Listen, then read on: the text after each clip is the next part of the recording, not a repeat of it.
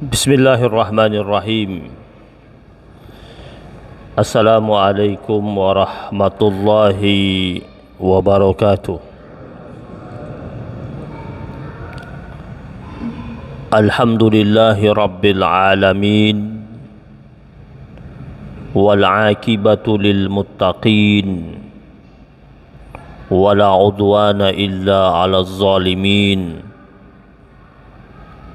Ashhadu an la ilaha illallah wahdahu la syarika lah wa ashhadu anna Muhammadan abduhu wa rasuluh. Allahumma salli wa sallim ala habibina wa syafi'ina wa qurrati a'yunina wa maulana Muhammadin wa ala alihi wa ashabihi ajma'in. Subuhun kudusun rabbuna wa rabbul malaikati warruh. Jamaah yang dirahmati Allah Subhanahu wa taala, salah satu mukjizat yang dimiliki oleh Rasulullah sallallahu alaihi wasallam adalah Rasul mengabarkan kepada umatnya tentang apa yang bakal terjadi pada masa-masa mendatang. Yang disampaikan oleh Rasul itu bukan prediksi, bukan perkiraan. Karena kalau perkiraan itu bisa terjadi, bisa tidak terjadi. Tetapi yang disampaikan oleh Rasulullah sallallahu alaihi wasallam adalah yang bakal terjadi. Karena mukjizat. Karena Rasulullah sallallahu alaihi wasallam wa ma yantiqu 'anil hawa in huwa illa wahyun yuha. Tidak ada yang disampaikan oleh Rasul berdasarkan hawa nafsunya, melainkan itu wahyu ilahiyah yang Allah Subhanahu wa taala turunkan kepadanya dan disampaikan serta ditebarkan kepada seluruh umat manusia. Maka Nabi yang diucapkan sama Nabi itu menjadi perhatian serius oleh sahabat-sahabatnya di masa itu, dan tentu harus terus menjadi perhatian yang serius bagi kita umat-umatnya Rasulullah sallallahu alaihi wasallam di masa kini dan di masa mendatang. Nah, maka ketika Rasul sallallahu alaihi wasallam menyampaikan apa yang bakal terjadi pada masa-masa mendatang, sejatinya kaum muslimin mengambil perhatian tentang apa yang dikabarkan oleh Rasulullah sallallahu alaihi wasallam. Salah satunya yang Nabi sampaikan hadis dari sahabat Nabi Thauban, di mana Rasulullah sallallahu alaihi wasallam mengingatkan, yusikul umamu an tada'a alaikum kama tada'a al-akalatu ila qas'atiha. Rasul sallallahu alaihi wasallam memberitahukan kepada kita semuanya, kata Nabi, ya, tentang kondisi umat muslimin, ya, di masa mendatang, di mana mereka dikerumuni oleh musuh-musuh mereka seperti, ya, orang yang sedang mengkerumuni makanan, ya, seperti makanan yang ada di sebuah tempat makan, ya, makanan yang ada di atas piring yang diperebutkan oleh berbagai macam bentuk kalangan, ya. Jadi seperti kumpulan makanan yang berada di atas tempat makan itu. Coba lihat makanan, kalau ada makanan yang ada di atas tempat makan, sendok dan garpu yang dipegang oleh pemiliknya, dia yang mengendalikan, kan? Dia yang mengendalikan itu makanan ke kiri atau ke kanan, ya. Mana yang diambil, mana yang disisihkan, diperebutkan seperti itu. Dalam riwayat hadis ini Sahabat Nabi bertanya kepada Rasulullah sallallahu alaihi wasallam, "Wa min qillatin nahnu yauma idzin ya Rasulullah." Wahai Rasul, apakah waktu itu jumlah kita itu sedikit? Ya. Nabi jawab, "Bal antum yauma idzin katsir walakinnakum ghusaa'un ka ghusa'is sail." Kalian pada waktu itu jumlahnya banyak, bukan sedikit, banyak. Tetapi kalian itu, kata Rasul, bagaikan sampah yang dibawa oleh air hujan. Kalau ada hujan datang, hujan turun, kemudian hujannya lebat. Nah, tadi kan hujan tuh, lebat hujannya, ada beberapa tempat tergenang airnya. Terus airnya mengalir, membawa sampah-sampah itu. Sampah-sampah yang sampah-sampah yang dibawa oleh air hujan itu, dia ngikut arah mana? Ikut arah air. Airnya bawa kemana, ikut aja. Sampah-sampah itu tidak bisa kendalikan air itu. Masuk kemana air itu, ikut sampah itu. Banyak, tapi seperti itu. Maknanya apa? Kalian banyak tapi kalian dikendalikan. Banyak tapi diatur.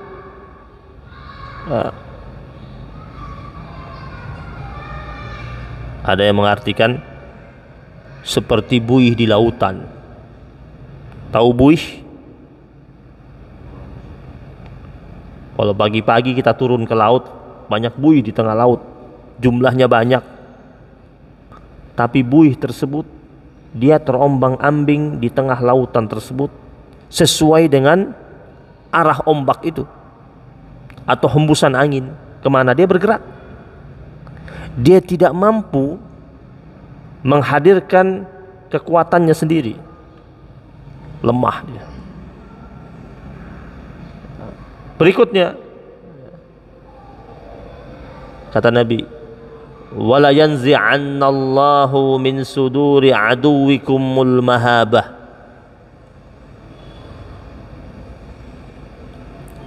Allah Subhanahu wa taala cabut rasa segan dari musuh-musuh kalian. Enggak ada segannya. Nah, ini yang Nabi sebut nih dari awal tadi. Ya. Sudah terjadi belum? Sudah. Nabi sebut lebih dari 14 abad yang lampau, waktu itu belum terjadi. Waktu itu saat Nabi sebut, saat itu kaum muslimin disegani.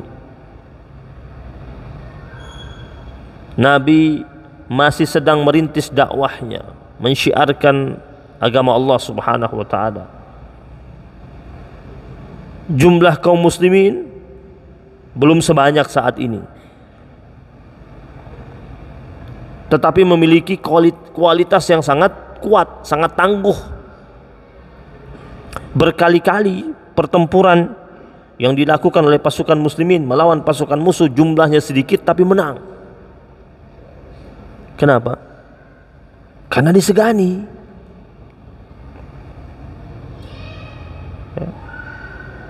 Menang kenapa? Karena memiliki kekuatan. Ya. Nah sekarang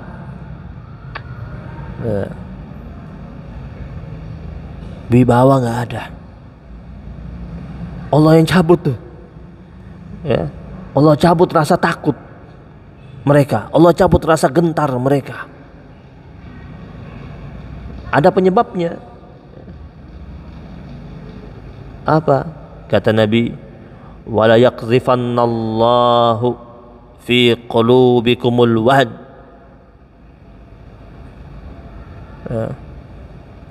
Allah Subhanahu wa taala menancapkan dalam hati kalian, ya, menimpakan pada hati kalian al-wahn. Para sahabat-sahabat Nabi bertanya tentang apa itu wahan, wahai Rasul. Nabi menjawabnya dua, hubbud dunya wa karahiyatul maut. Cinta dunia dan benci akan kematian. Dulu sahabat-sahabat Nabi yang hidup bersama Nabi dan kaum muslimin pada umumnya pada waktu itu memiliki kekuatan yang sangat dahsyat, karena mereka bukan pecinta dunia. Bahkan dunia yang mereka miliki mereka pakai untuk di jalan Allah Subhanahu wa taala. Mereka habiskan dalam perjuangan mereka. Dulu para sahabat-sahabat Nabi tidak ada takut akan kematian. Ditantang,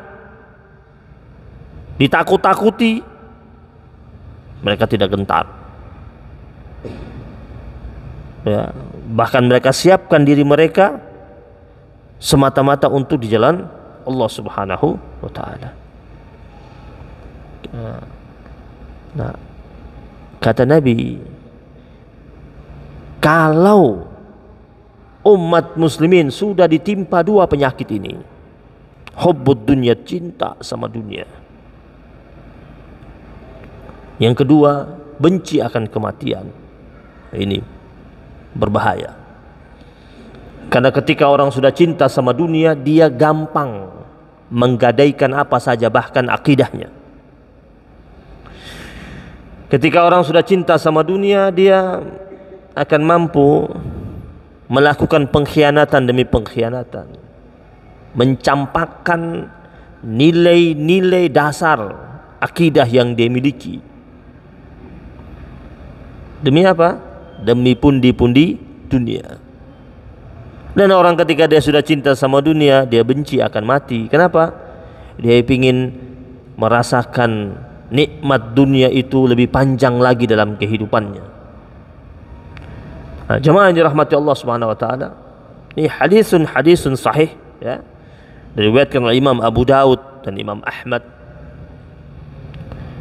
Dan ini merupakan peringatan dari Rasulullah sallallahu alaihi wasallam, dan Nabi ucapkan sudah lama dan sudah terjadi. Kita saksikan ketika ada negeri-negeri yang sangat memusuhi kaum muslimin, mereka bersekutu memusuhi umat Islam, ya. Kemudian dan cara memusuhinya ada yang nampak, ada yang tidak nampak, ya. Nah, yang tidak nampak seperti apa? Yang tidak nampak tetap berbuat baik dengan penduduk kaum muslimin, tetapi perlahan-lahan mereka merampok, dalam tanda petik mereka merampok sumber daya alam yang dimiliki oleh kaum muslimin, ya. Dan kaum muslimin tidak berdaya. Mereka yang berusaha untuk bersuara keras ditutup dengan uang. Udah hubbud dunya. Mereka yang tidak mampu ditutup dengan uang, didatangkan ancaman untuk hilangkan nyawanya, ancam keluarganya. Akhirnya jadi ketakutan. Banyak terjadi orang yang suara lantang tiba-tiba hilang kelantangannya karena diancam akan nyawanya. Ini kata Nabi, hubbud dunya wa karahiyatul maut. Jemaah yang dirahmati Allah Subhanahu wa taala, ya. Dalam Al-Quran, dalam surat Al-Hadid, Allah Subhanahu wa taala sebenarnya sudah mengingatkan kita tentang pernak-pernik dunia yang begitu mempesona, dan ternyata dunia itu hanya diisi dengan la'ibun wa lahwun. Allah ingatkan, i'lamu, ketahuilah kata Allah, annamal hayatud dunya la'ibun wa lahwun. Sesungguhnya kehidupan dunia itu adalah sesuatu yang berbentuk mainan, permainan dan melalaikan. Saya tanya sekarang, ada nggak permainan yang tak melalaikan? Orang asyik main futsal,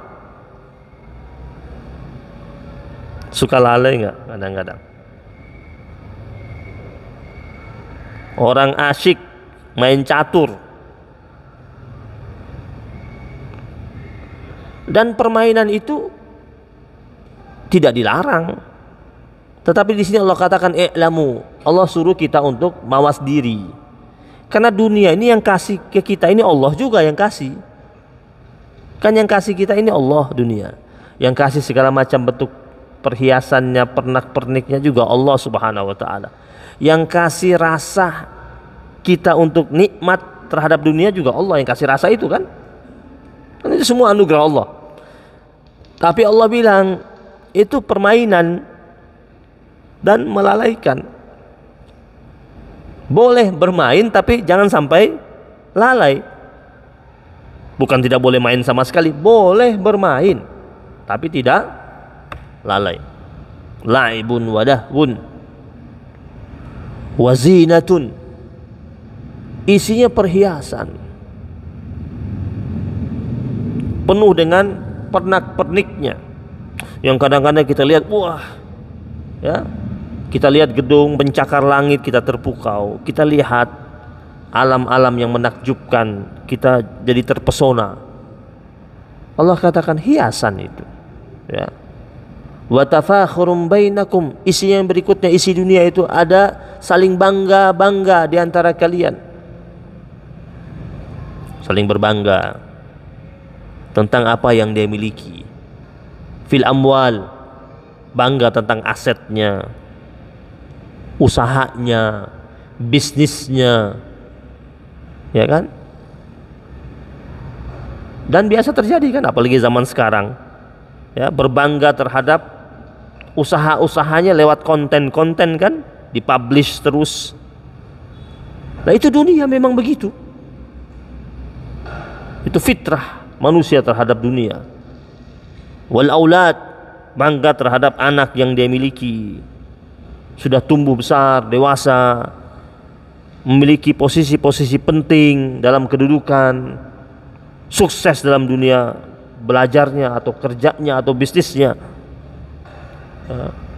Tapi kata Allah, dunia yang isinya itu tadi, yang isinya permainan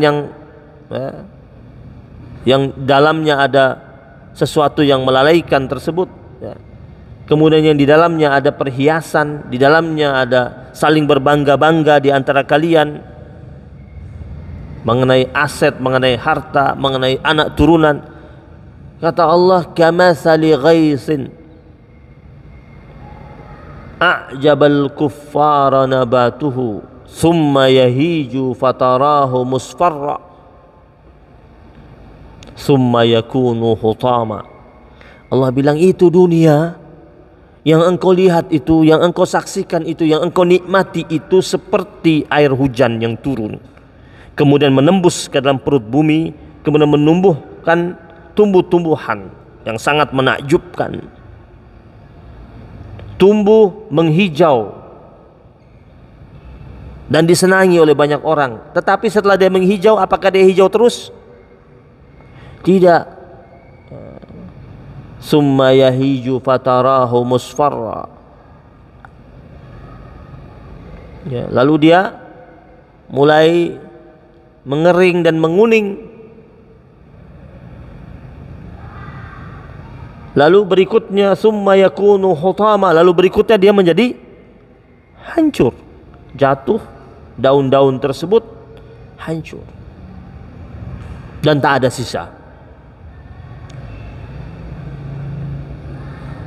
Ya, dulu zaman-zaman kerajaan ada banyak nggak kemegahan? Banyak kan? Ada istana-istana bagus, ada tempat-tempat pemandian yang indah, ya. Ada benteng-benteng yang kokoh yang dimiliki oleh para raja-raja di zaman dahulu. Pertanyaannya sekarang, kemana benteng-benteng yang kokoh itu? Kemana bangunan istana-istana yang megah itu? Kemana tempat-tempat pemandian yang menakjubkan itu? Hanya tinggal kisah dan dongeng. Kita mungkin hanya datang melihat bekas-bekasnya atau reruntuhannya, atau bahkan tidak menemukan sama sekali jejaknya. Hanya mendengar kisah dari mulut ke mulut, dari zaman ke zaman. Ini dunia. Ini dunia ini, dan ini Allah yang bilang kan. Berarti apa? Tak ada yang abadi. Ada satu keluarga dahulu dianggap keluarga yang paling kaya raya. Kemudian setelah berapa puluh tahun kemudian hanya melegenda saja, berganti dengan keluarga lain yang menjadi penguasa dan sangat kaya raya. Dunia. Ada keluarga dahulu sangat disegani di sebuah kampung, ditakuti karena keluarga besar. Lambat laun sudah diganti kekuasaannya oleh keluarga yang lain. Mereka sudah, yang dahulu sangat ditakuti, sangat disegani, sudah hilang, ya. Sudah hilang rasa segan manusia terhadap mereka. Kenapa? Sudah berkurang jumlah anggota mereka, atau sudah hilang keseganan orang-orang di sekitar mereka terhadap mereka. Maka Allah katakan, wa fil akhirati adzabun syadidun wa maghfiratum minallahi wa ridwan. Di akhirat itu ada dua nanti. Jadi di dunia ini Allah lihat bagaimana sikap kita dalam menyikapi dunia. Ada yang bakal di akhirat mendapatkan azab yang syadid. Yang mendapatkan azabun syadid itu ketika dia di dunia, dia pakai dunia yang Allah berikan tersebut tidak pada jalur ketaatan kepada Allah Subhanahu wa taala. Tetapi mereka yang ketika di dunia dia pakai untuk hal-hal baik, kemudian mungkin dia sempat khilaf, ya, sempat melakukan kesalahan di dunia, nikmat tersebut sempat salah gunakan dia, tetapi ketika itu dia sempat bertaubat kepada Allah. Allah katakan orang tersebut bisa mendapatkan maghfirah minallah wa ridwan, bahkan ridha Allah. Kalau dapat ridha, dia masuk surganya Allah Subhanahu wa taala. Lalu Allah tegaskan di akhir surat Al-Hadid ayat yang ke-20 ini. Tadi di awal Allah mengatakan i'lamu annamal hayatud dunya la'ibun wa lahwun, ya, adalah permainan dan sesuatu yang melalaikan. Di akhirnya Allah tekankan lagi, wa mal hayatud dunya illa mata'ul ghurur, dan tidaklah kehidupan dunia itu melainkan isi di dalamnya itu adalah mata'ul ghurur, kenikmatan yang menipu. Mata'un, kenikmatan, dan yang kasih rasa nikmat siapa itu? Allah juga yang kasih rasa nikmat itu kepada kita. Tapi Allah bilang jangan sampai berlebihan dalam menikmati kenikmatan dunia itu. Kenapa? Bisa menipu. Nikmat makan daging kambing, boleh, boleh. Allah yang kasih. Jangan berlebihan. Nikmat makan duren, boleh. Ada banyak jenis buah yang Allah kasih buat kita, dan subhanallah rasanya beda-beda. Rasanya beda-beda. Namanya buah tapi rasanya beda.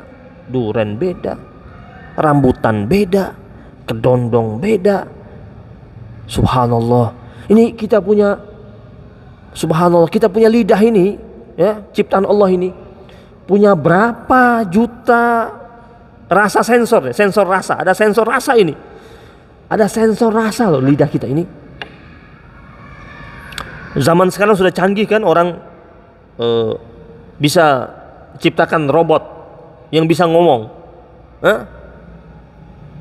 Bahkan ada robot bisa jadi teman hidup. buat bujangan-bujangan yang takut kawin. Beli itu robot. Iya, robot bisa diajak ngomong. Nauzubillah. Tapi ada tuh. Tapi itu kan ciptaan manusia, robot-robot itu. Bisa disetarakan dengan ciptaan Allah? Nggak bisa. Coba tanya tuh yang buat robot. Itu robot yang bisa ngomong itu, dia punya lidah? Kalau ada lidahnya, ya, punya berapa sensor rasa? Nggak bisa. Kita manusia punya sensor rasa. Sampai kalau lagi bulan puasa, mak-mak tuh yang lagi masak, tidak perlu dia telan, ya, tidak perlu dia telan ya, dia lagi masak nih untuk buka puasa. Dia cuma nempel sedikit di ujung lidah. Kok bisa ya? Bisa terasa ini asin, ini manis, ini pahit, ini gulanya kurang, ini kelebihan gula, ini keasinan. Subhanallah. Kuasa siapa? Allah. Ya. Antum dicubit, rasa sakit, tapi mulut yang teriak, aduh. Kenapa nggak kulit yang teriak? Ya Allah yang kasih semua itu. Tapi Allah bilang mata'ul ghurur, kenikmatan yang menipu. Maksudnya apa? Boleh nikmat, Allah nggak larang nikmati itu, tapi jangan terbuai begitu lama. Menikmati boleh, tapi jangan lupa sama sumber nikmat, yaitu Allah Subhanahu wa ta'ala. Nah, orang yang ketika dia menikmati terus dia lalai, lupa sama sumber nikmat, biasanya dia terbuai terus. Dan akhirnya suka berlebih-lebihan akhirnya. Makan jadi berlebih-lebihan. Minum jadi berlebih-lebihan. Ngerusak nggak? Ngerusak. Yang tadinya nikmat jadi ngerusak nggak? Ya. Kalau dia makan makanannya dia tidak tahan, aneka macam penyakit datang menghampiri tubuhnya. Yang tadinya nikmat jadi apa? Awalnya nikmat ini, fil akhir siksa buat tubuhnya. Ya. Jamaah yang dimuliakan Allah Subhanahu wa ta'ala. Nah, Rasulullah sallallahu alaihi wasallam pernah bilang sama sahabat-sahabatnya, kata Nabi, inna mimma akhafu alaikum min ba'di, sesungguhnya yang paling sangat aku takutkan atas kalian setelah tiada aku nanti, ma yuftahu alaikum min zahratid dunya wa zinatiha.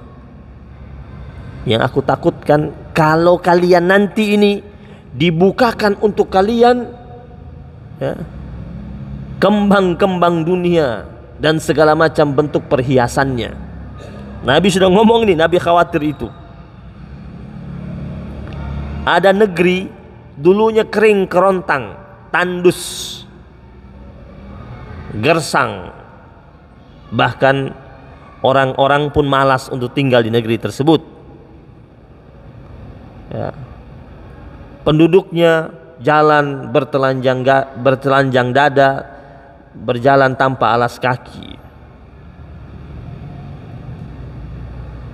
Hewan tundangan mereka kalau nggak keledai, onta. Kuda pun jarang. Tapi di kemudian hari negeri tersebut tiba-tiba menjadi kaya raya, karena ada anugerah Allah yang Allah berikan pada negeri tersebut. Sumber daya alamnya ternyata begitu banyak dan melimpah.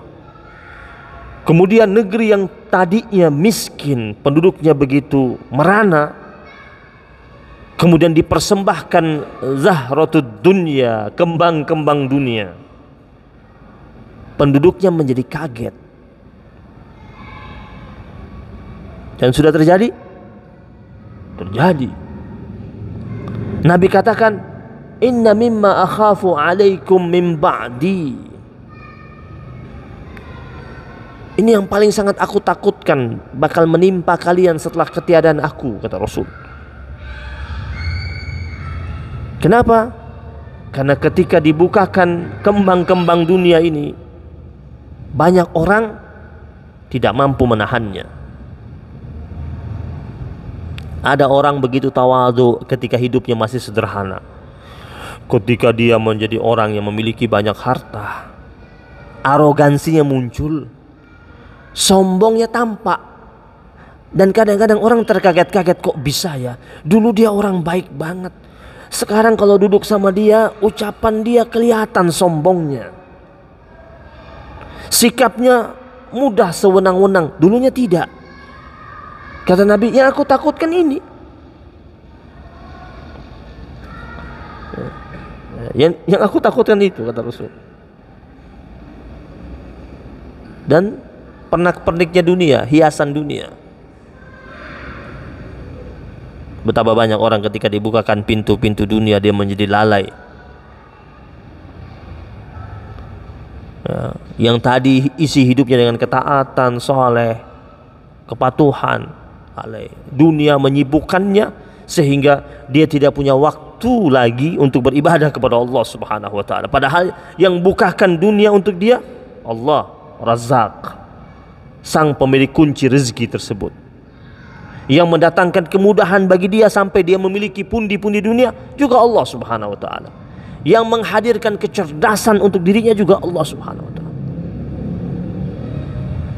Dan ketika Allah Subhanahu wa taala murka terhadap mereka yang bangga, yang lupa kepada Allah Subhanahu, lupa sama Allah karena dunia yang dia miliki, menjadi sombong, merasa kuat, bagi Allah gampang untuk Allah selesaikan. Allah kalau mau selesaikan tuh gampang. Ya. Ini kita baru-baru ini dapat berita bagaimana Turki diguncang gempa yang tidak kecil, ya, dengan kekuatannya dangkal dari perut bumi, sampai dikisahkan bagaimana apartemen-apartemen yang berdiri kokoh itu runtuh seperti susunan kartu yang jatuh. Ada orang kalau ada bikin permainan kartu disusun tinggi terus kartu itu jatuh, jatuhnya seperti susunan kartu yang jatuh dalam tempo yang sangat sekejap, ya. Dan ini kan menjadi salah satu juga informasi yang benar yang pernah dikabarkan oleh Rasulullah Sallallahu Alaihi Wasallam tentang tanda-tanda akhir zaman, yaitu banyaknya terjadi gempa bumi melanda dunia. Ini tidak hanya satu negara, dua negara. Ya, sore tadi di Indonesia ada nggak sore tadi? Ada. Di wilayah mana tadi? Pandeglang. Yang menurut berita ada sebagian wilayah Jakarta merasakan 5, itu isyarat dari Nabi sudah ada itu, ya. Kalau orang-orang lain, manusia-manusia biasa yang bukan Rasul, hanya mampu memprediksi, ya. Dan prediksi itu bisa benar, bisa meleset. Dan orang-orang yang memiliki keahlian memprediksi itu kan berdasarkan keilmuan yang dia miliki, Dan keilmuan yang dia miliki dari siapa? Dari Allah. Akal dia dari Allah, kecerdasan dia dari Allah. Ya. Dia bilang ada pakar geologi yang sudah mengabarkan ke Turki, pakar geologi dari Belanda, mengatakan bahwasanya hati-hati wilayah Turki bisa diguncang gempa. Dia sudah kabarkan sekitar 3-4 hari yang lalu. Tapi dia tidak bisa menentukan, mengabarkan tentang kapan waktunya, bulan apa, tanggal berapa, tidak bisa. Dia hanya memprediksi berdasarkan keilmuan yang dia miliki. Dan ilmu yang dia miliki, siapa yang kasih? Allah. Allah yang kasih. Kemudian ilmu lagi yang dimiliki oleh orang-orang lain, bagaimana caranya mengantisipasinya, kemudian dibikinlah toolsnya, bagaimana cara-cara untuk mengantisipasi gempa dan lain sebagainya. Ilmu-ilmu yang mereka miliki itu siapa yang kasih? Allah juga. Ya, jemaah yang dirahmati Allah Subhanahu wa taala. Harta ini ujian di segala sisi. Ya. Ujian. Antum mulai mengumpulkan itu sudah ujian. Diuji itu. Cara ngumpulinnya, cara carinya ujian. Karena ada orang cara carinya baik, ada orang cara carinya tidak baik. Dia jualan online, kadang-kadang foto yang dia foto sama yang dia kirim beda. Nah, itu sudah ujian tuh, bagaimana cara dia menjual produknya. Diuji, jujur nggak? Ya, barang yang dia jual di warung itu, berasnya itu, beras berkutu atau tidak, bercampur atau tidak, antara yang berkualitas sama yang kurang berkualitas, antara yang berkualitas bagus sama berkualitas rendah, itu ujian. Jadi harta itu dari awal saja sudah ujian.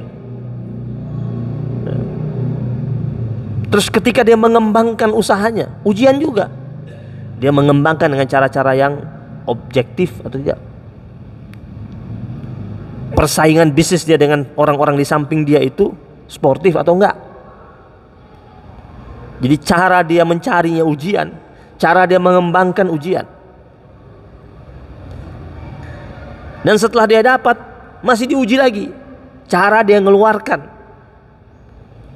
Dia pakai buat apa saja, dia gunakan untuk apa saja, diuji lagi. Dan mudah-mudahan Allah Subhanahu wa taala menguatkan kita, dan mudah-mudahan hadis Nabi tadi menjadikan kita mengambil perhatian serius tentang kondisi kaum muslimin saat ini, agar kita patut mewaspadai, membentengi diri kita agar menjadi kaum muslimin yang memiliki akidah yang mantap, ibadah yang benar, akhlak yang mulia, juga memiliki kekuatan kepribadian yang kokoh.